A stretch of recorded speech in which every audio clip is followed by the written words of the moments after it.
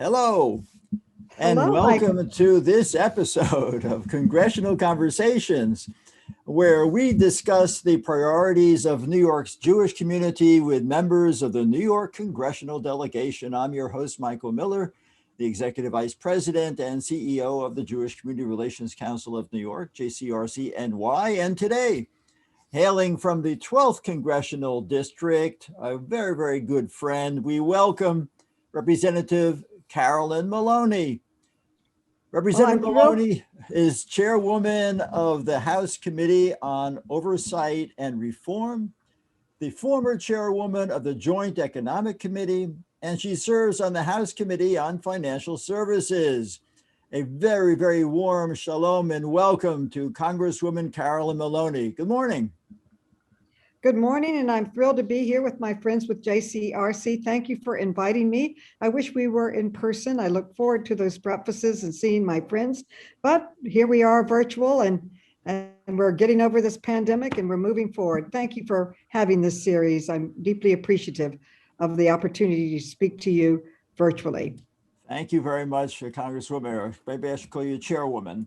Call me Carolyn. Excuse me? Call me Carolyn. I'll call you Carolyn. I'll call you Congresswoman Maloney. Okay. Okay, let's start off with talking about COVID, which has hit us so terribly. And here it is, we're having this conversation as opposed to doing this virtually, as opposed to doing it at the Congressional Breakfast. So at this stage of the pandemic, what are your primary goals in providing relief for your constituents, particularly the impact on the population that you have within your district? Well, relief, like the effects of the pandemic, I'd say is twofold. It's both economic and it's health. President Biden asked for $20 billion in the American Rescue Plan to make sure we have enough vaccines for every American. It had many, many things in it, but probably the most important one was getting the healthcare out there, the vaccines. Once we're vaccinated, then the economy, businesses can open up on the economic front, and helping these small businesses, restaurants, small venues is a priority of mine, as does making sure that everyone who needs it can access the rental relief included in the American Rescue Plan. This bill is the life preserver we need right now to set us on a path to recovery, not recession. Right, you're 100% correct. And one of the things which we have encountered at JCRC and established a coalition around it are healthcare disparities. So what are the disparities that you've seen in healthcare that have been exacerbated by this pandemic, and what have you done, Congresswoman, to address these issues? As we've seen, not only in New York, but all over the country, BIPOC communities are feeling the effects of the pandemic most acutely. They're most sickest. They have had the most deaths. That is why I've been working with my colleagues to prioritize often underserved communities in our COVID relief bills, including by making sure that women and minority businesses get the support they need through the PPP Small Business Loan Program, by including set-asides for financial institutions like CDFIs and community banks that serve underbanked neighborhoods and groups. We funded them because they could often not get the help from the larger financial institutions, and it's working. We also need to keep working to make vaccine distribution equitable. Right. To make sure that the communities hit the hardest by the pandemic are not only eligible for the vaccine, but can access it too. And that's why I have been working with the city to go into the public housing developments across the city, particularly in my district, to vaccinate people there and in senior centers in underserved areas. I've also understand that you have a special relationship with the Hellenic American Neighborhood Action Committee, which is within your district in Astoria. What role have you been playing with that not-for-profit, maybe other not-for-profits, in ensuring the ability to people to access vaccinations? Well, we have asked the mayor to have very vaccinated centers in the Hellenic Senior Centers, and really all of the areas that need it. We have gone into many of the public developments in my district and vaccinated people there. And all across we have also contracted with the pharmacies so that we can go into the pharmacies and produce and hand out vaccines. So we're working very, very hard. It's the number one, I'd say, priority of my office, and that's what we're working on this weekend, last weekend, and the weekend before. Fortunately, the president has come in with the Defense Production Act and taken over industries and forced them to produce the vaccine that our people so desperately need. He has promised by the end of the summer that every American who wants a vaccination will have a vaccination. We hope to do it sooner than that, but that's the goal. Well, that's 100% should be the goal, but there are also other impacts that this pandemic has had, and another one of them, we spoke about healthcare disparities, another one of them is food insecurity. So how, once again, has this pandemic influenced the ability to access food, and what are the issues that you've seen with the Farm to Table program? Oh, I love the Farms to Table program. And in this American Relief Plan that we just passed, $1.9 trillion, over $100 billion is coming into New York City and state. And part of it, a large part of it, is for food, not only supporting the food programs that we have, the food stamps, the direct grants to food pantries. It has really been a priority. More New Yorkers are underemployed or unemployed because of the pandemic, and therefore are struggling to pay the rent and literally to put food on the table. So I'd say food insecurity was far too common, even in our city, even before the pandemic, and has only been made worse because of the economic downturn. I've been so impressed and I'd say inspired by the thousands of New Yorkers who've come together to help distribute food to our neighbors. The federal government did step in to help with the Farms to Families program and many other programs. Many of them are new. Some are the old ones that we've had for a long time. And I'm working with not-for-profits throughout my neighborhoods and other service providers to make sure the distributors are efficiently and reliably delivering their food shipments. And so that's what we've been working with foods. Right. So that's the food issue. But another major issue is, of course, how this pandemic has hit people in their pocketbook. So one of the issues is a student loan forgiveness for people who've been on the front lines, pandemic risk insurance, and a victims compensation fund for frontline workers. These issues are also critical to addressing great need through this pandemic. And what way, once again, is Congress working, and are you working as a leader within Congress to ensure that people have money in their pockets in order to be able to just carry forward? Well, for money in their pockets, we're doing a direct grant of 1,400 to roughly 85% of Americans. We've added a supplement of 300 to unemployment checks. It would have expired at the end of the month, but we're now sending these checks out. And during the pandemic, I do what I always do. You see a problem and you write a bill. So I wrote really four important bills. I'm going to run through them real quickly. Please do. One was that at first our hospitals could not get enough workers. Not only, I had one hospital where 600 people were out ill on one day. People were going to work in garbage bags. They didn't have the protective equipment. They were putting their lives on the line.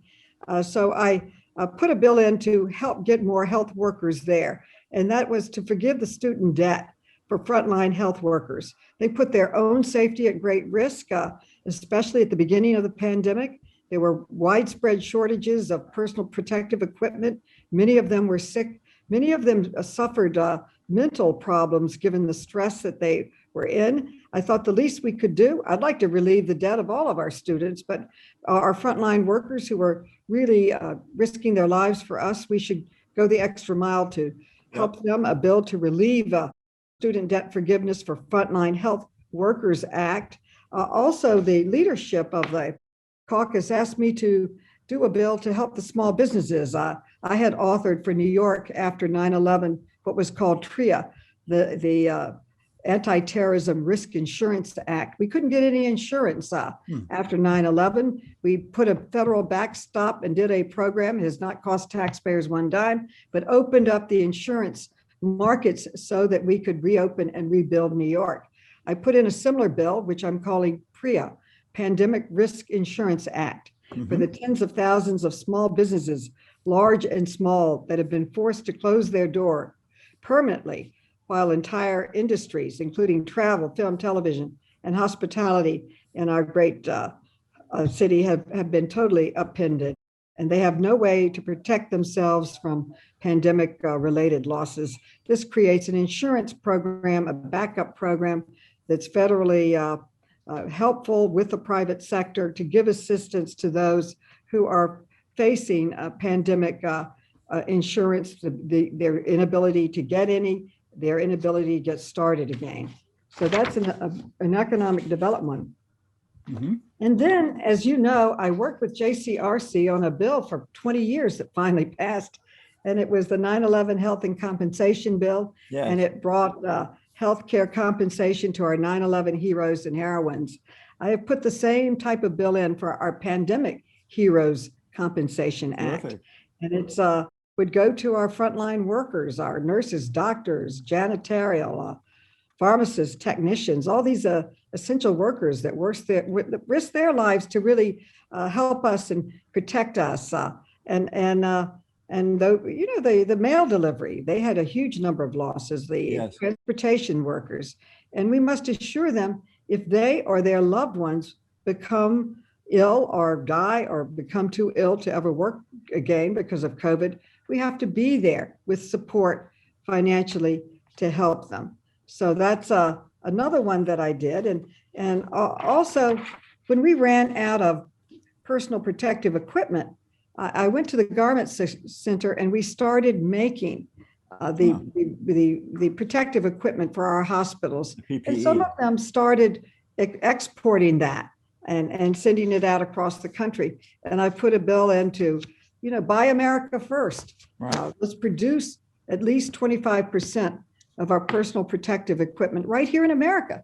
So we're not dependent on another country. We're not dependent on others to make sure that our workers are safe. So those are really 4 bills that I authored in direct response to the pandemic crisis that we are still in and recovering, thankfully. There's another bill that you authored that we're very proud of, that our Congresswoman Carolyn Maloney was the person in front of, and that's the Never Again Education Act, which I believe you initially launched at a JCRC Congressional Breakfast, but you can talk about when I turn it over to you. I just wanted to contextualize it. As you know, as we all know, there was a spike in anti-Semitism right up to the outbreak of this pandemic. Last December was a horrible month during the period of Hanukkah, a terrible, bloody attack up in Muncie, New York. There was a previous attack in Jersey City, and a lot of hate crimes directed against Jewish communities, Jewish community facilities, et cetera, et cetera. How does this Never Again Education Act address those issues of the rise of hatred, and particularly the hatred against our people, against the Jewish people? Well, I would say when I see a problem, I'm a former educator, and I often see education as the way to really confront it and to help it. And with the rise in anti-Semitism, we were all speaking out against it, having marches and meetings and prayer vigils, and I wanted to act more. I wanted to actually get something done that was concrete. So I authored the Never Again Education Act. And what it does, it addresses this issue in the strongest way by supporting the education system. People are not born with hate in their hearts, and they learn it. So we can teach people the opposite. We can teach them love and understanding and support of each other. And we need to put that into our schools. It was also alarming that most Americans that were younger than I am did not even know what the Holocaust was. Correct. And so I authored a bill called the Holocaust Education Act, which would teach about the Holocaust, which would teach about understanding and support and love. And the Holocaust, in my opinion, is the embodiment of the dangers and evils of anti-Semitism and hate. But teaching about the Holocaust, a subject that is so difficult to comprehend, most people, when you tell them they don't know about it, they don't believe you.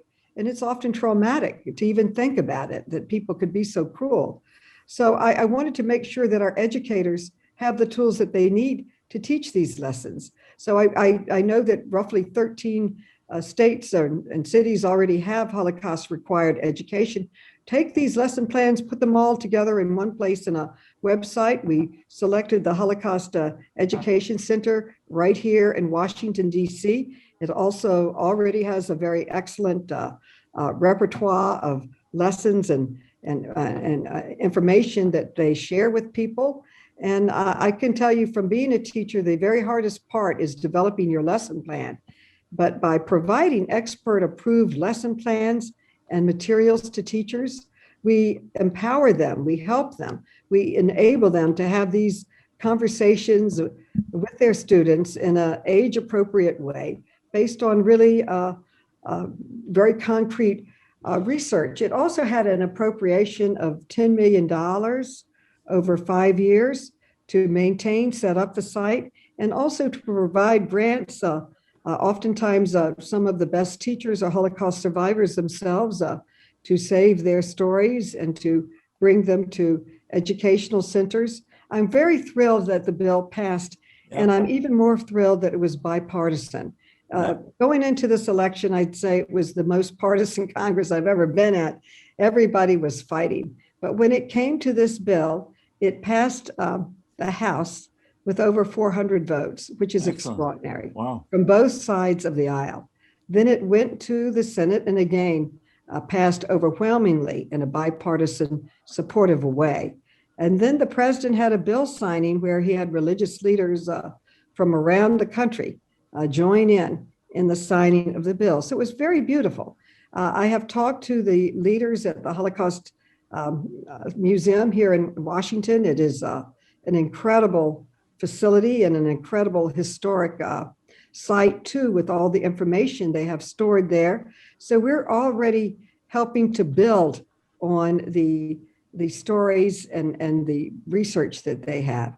I had a very meaningful, I want to share this with you, please, Michael. I had a very meaningful hearing and press conference in Washington after the march that JCRC and other important organizations arranged after violent anti-Semitic acts. And on that march, I met some people that were marching with them, Mrs. Tannenbaum, and she told me her mother was a firefighter. And her mother came up and testified before Congress and testified at a public hearing we had. And I thought it galvanized support for the bill from across the nation. JCRC and other important organizations helped me put that together. I want to thank you. I also want to thank JCRC. I had the bill in for a number of years and it wasn't getting traction. And I went to one of your breakfasts, the one that we're celebrating today, the one that we're missing, where so many activists are there that are supportive. And I talked about it. And afterwards, a woman came up to me, Janice Shorenstein, who was the head of Hadassah. A previous president of the JCRC. I didn't know that. And she said, I want to help you. And she and Hadassah adopted it. Then other major Jewish organizations adopted it. And these organizations are not in New York, they're across the country, they're everywhere. So we all of a sudden had support clear across the country. So I credit JCRC, Hadassah, and the other organizations that came forward that helped me build what I call that fragile flower of consensus that has a majority of votes.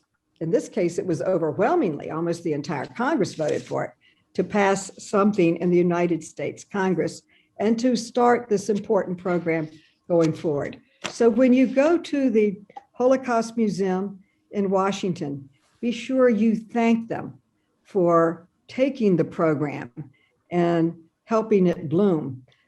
Well, thank you so much for that. And the background is really very important to us and how successful it has been and will continue to be. There's another bill that you also sponsor that is less known, and that's the Corporate Transparency Act of 2019. And after the insurrection on January the 6th, how does that bill impact on what took place on January the 6th? Can you explain to our viewers?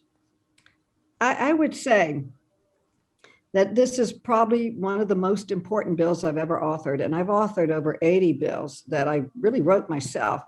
But this one, it's hard to understand. So people don't understand it, but it saves lives.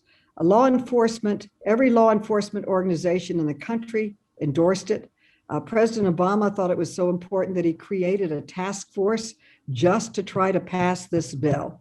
And what it does is that it allows law enforcement, if they have due process and due cause, to go behind the protection of LLCs, corporate protection, and see who really owns an apartment building, an apartment. It is LLCs that have become the vehicle of choice for terrorism financing, yes, and for money laundering and any type of illegal activity. This cracks down on that by allowing them to chase the money and find out. They would chase it to an LLC and think it was terrorism financing.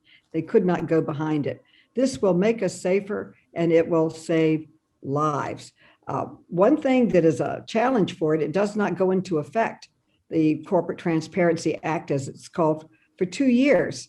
So I had to introduce a bill right after the Insurrection Financing Transparency Act, because behind January 6th, I want to know who financed it. Bringing millions of people to the Capitol and organizing such an insurrection takes a lot of money.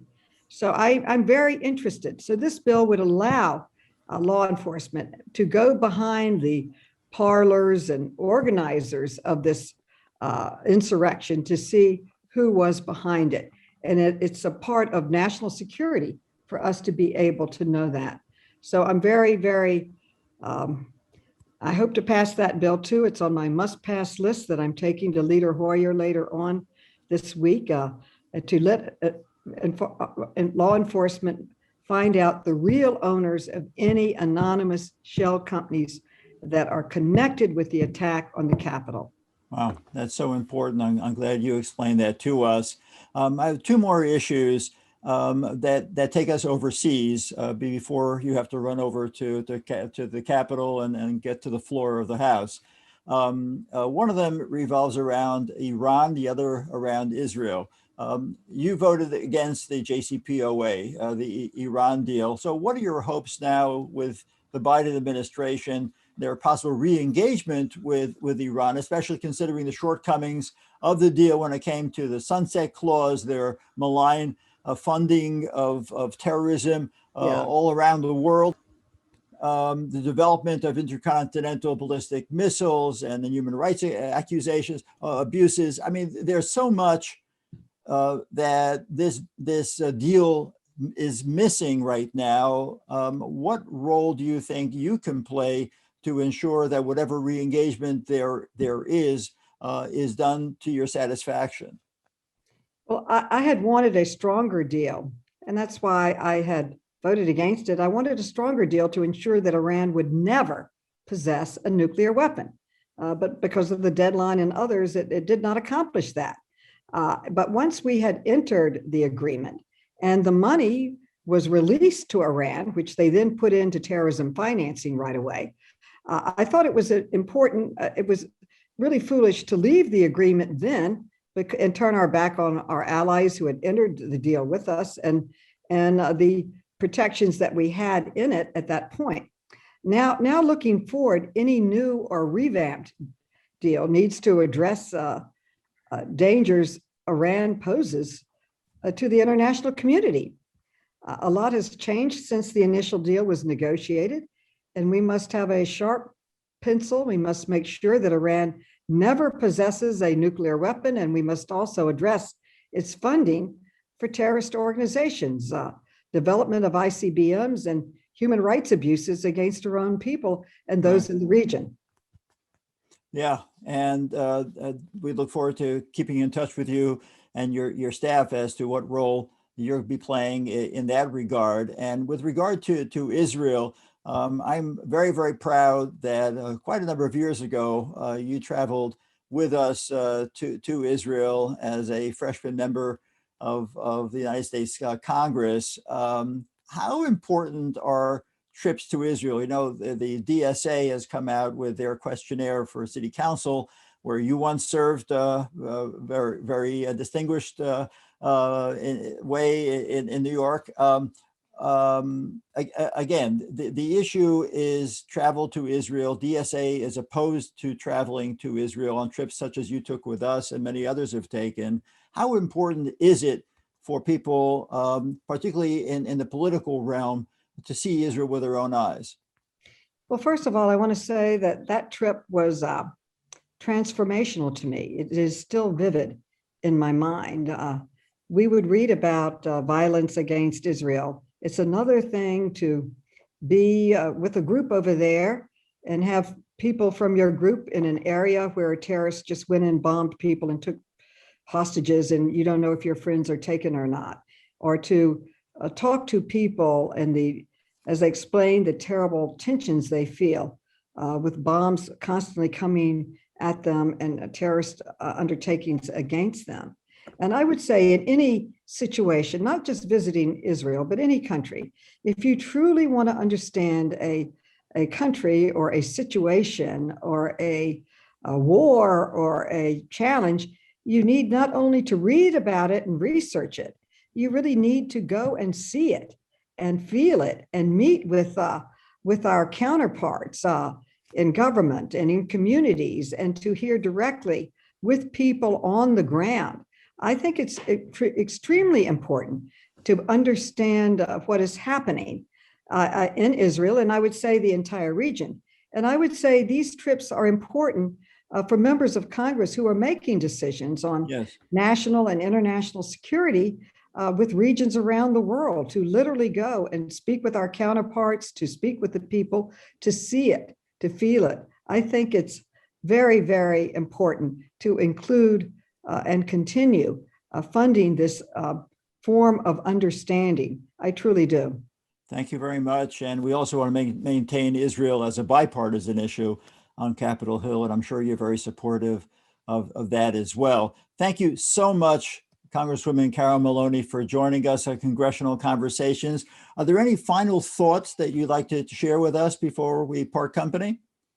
I would just like to thank JCRC for the role that they have played, not only in building strong support for one of our greatest allies and a great democracy, a friend and ally that has cooperated with our country in so many ways, as the Congresswoman who worked to help build the Cornell Weil Technion Center on Roosevelt Island. That is one example of coming together in science to support each other and learn and prepare our leaders for the future with the most highly known technology that exists. It's very important a role that JCRC has played in bringing us together on important projects such as the Technion Cornell Tech Center on Roosevelt Island,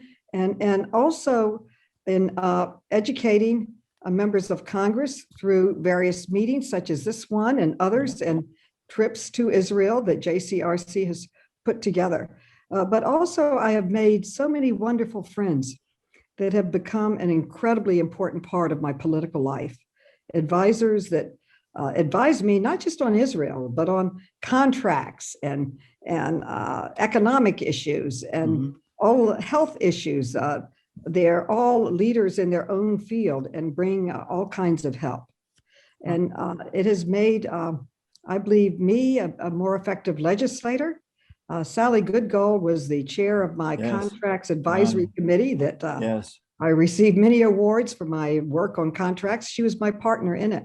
And I have, and Janice Shorenstein, I could not have passed the Never Again Holocaust Education Remembrance Act without her incredible, extraordinary leadership. So I want to thank the organization for what you've done, not only in building understanding between two great allies, but on an individual basis too, and in other legislation. Thank you. God bless. Have a great day. And I've got to get to the floor. Thank you. Okay, so to our audience, thank you for watching. To learn more about some of the issues discussed today, you can check out our website, jcrc-ny.org, to see our focus on communal priorities. See you next time on Congressional Conversations. Shalom, and thank you to Congresswoman Carolyn Maloney. Bye-bye. Shalom. Shalom. Thank you.